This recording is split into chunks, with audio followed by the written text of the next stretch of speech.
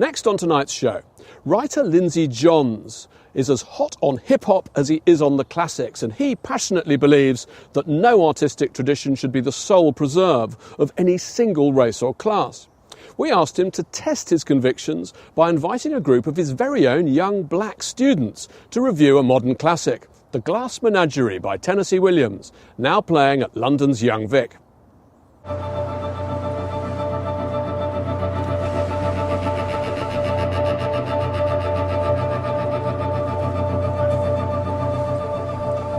I'm from South London. My parents didn't get that much education themselves, but they understood the value of it. And they made sacrifices so that I could get a good one, for which I'm hugely grateful. When I first started watching plays at university, it took me out of myself and helped me connect to something far bigger and far greater than me. Be it Petrarch, Baudelaire, Shakespeare, Ibsen or Rattigan, I believe that these dead white men can teach us a lot about life and our humanity, since their concerns are universal. Regardless of your background or your melanin quotient, these great works of literature have something to offer everyone. They transcend colour and class. That's what makes them great. Sadly nowadays, trendy PC educationalists have bombarded our young people with culturally relevant plays and books and have neglected to show them the value of the classics. Everything that young people read and see doesn't need to be directly relevant to their everyday lives. Kids from the inner city shouldn't be limited to consuming an intellectually emasculating diet of hoodie plays about gun and knife crime. To put it bluntly, Hamlet doesn't need a hip-hop soundtrack for black kids to enjoy it. It's limiting, patronising, and actually racist to say that black kids from inner city environments can only enjoy and understand a play if the actors look and sound like them, or if it's set to modern music. There's a bigger world out there. A world that kids of all colours and all backgrounds can relate to if only given the chance. And let's not forget, no one's ever suffered from being talked up to. I've been working as a volunteer mentor with the Leaders of Tomorrow scheme in Peckham for 6 years now. We're an anti-MTV based scheme, anti-ghetto grammar, anti-baggy jeans and anti-baseball caps. Our aim is to get the young people to confound, not conform to stereotypes. We're about getting the young people to achieve their academic and social potential through education and expanding their cultural horizons beyond SE15. So today, I'm taking 3 of the young people I work with to the Young Vic Theatre to watch Tennessee Williams' The Glass Menagerie to see what they'll make of it. Becca's only 14, but she's mature beyond her years and she wants to go on to become a barrister. Idris is a great kid with a great brain and a great sense of humour. He wants to go on to university and then become a computer programmer. Maiwa is full of goodness and has a rare intelligence. She wants to read English at Oxford and then go on to become Prime Minister.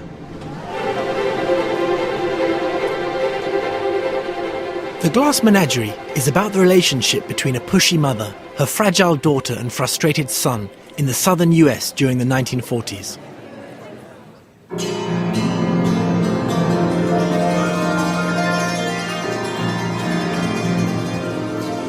On the face of it, this is hardly familiar territory for a teenager from Peckham. Tom? Tom, what are you doing? I'm looking for a door key. Where have you been all this time? I've been in the movies. All this time at the movies? It was a very long program. There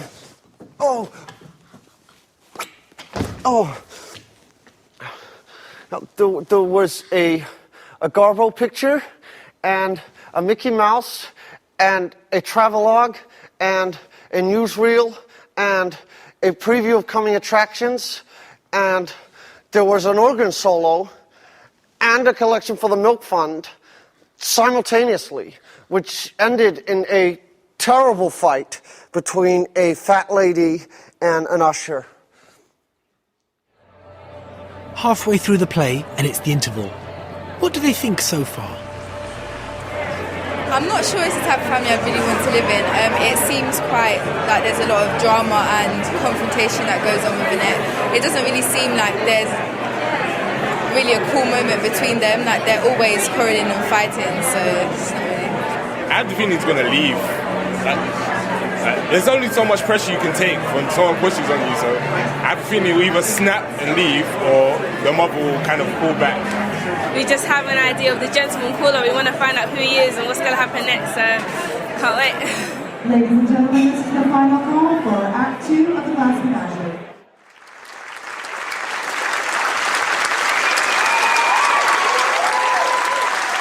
So, what's the kids' final verdict?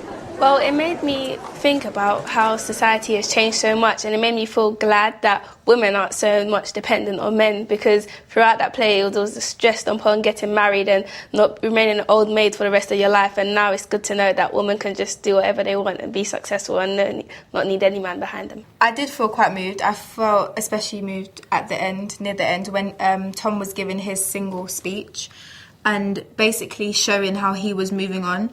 And I felt that it really connected to me as well, because in a sense, in some point in my life, I'll have to move on and fulfill my own dreams as well, instead of having to stay behind and do what my family wants. The whole concept of the mother pushing down on the son and how the son kind of moves away and pulls away from the family but can't completely detach himself from the sister. Shredded wheat biscuit. No, Mother, just coffee. You can put in a full day's work on an empty stomach. You've got 10 minutes. Don't gulp. Drinking too hot liquids makes cancer of the stomach. Put cream in. No, thank you. To cool it. No, thank you. I want it black. I know, but it's not good for you. I thought the themes were more to do with sacrifice. It seemed a lot that people had to give up things in order to help other people. I saw quite a few of you laughing a lot of the time. I was really impressed by that. It was a real witty play. Promise me one thing, son. What's that, Mother? Promise me you'll never be a drunkard.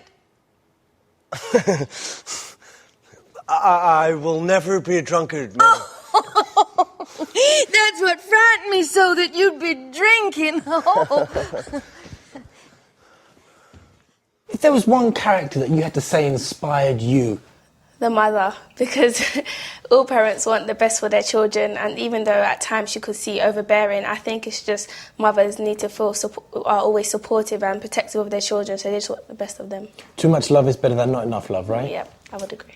Now, $64,000 question. Would you recommend the play to your friends? I would recommend the play to my friends, and because it's different, it's not something that you would go to see every day, especially like for people and kids that live around our area.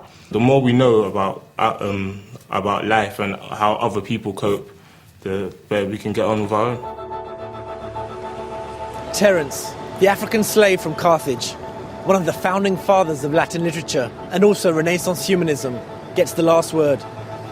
I'm a human being, and I consider nothing human alien to me. If only more of us thought like Terence. The Glass Menagerie continues at the Young Vic until the 1st of January. Now, multi-award-winning choreographer Wayne McGregor is a man on a mission, forever on the lookout for new ideas to spark new ways of thinking about and doing dance. For his latest work, entitled Far, Wayne's been working with scientists from around the world. But what's in it for the men in the white coats? Clemency Burton-Hill dropped in on rehearsals